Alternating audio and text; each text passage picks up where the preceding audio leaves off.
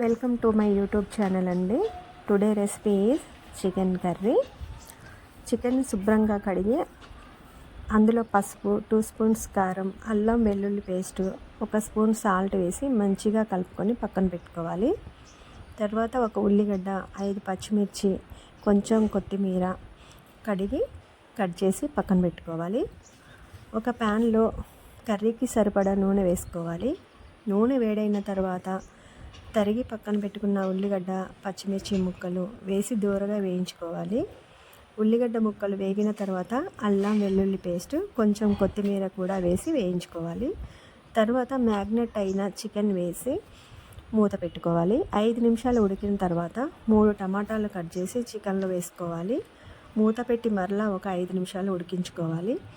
ధనియాలు, యాలకులు, లవంగాలు దూరగా వేయించి మిక్సీ పట్టేటప్పుడు అందులో 4 వెల్లుల్లి రెబ్బలు కూడా వేసి మిక్సీ పట్టి ఆ పేస్ట్ను చికెన్లో వేసుకోవాలి. మ్యాక్సిమం హోమ్ మేడ్ మసాలానే వాడాలి అండి.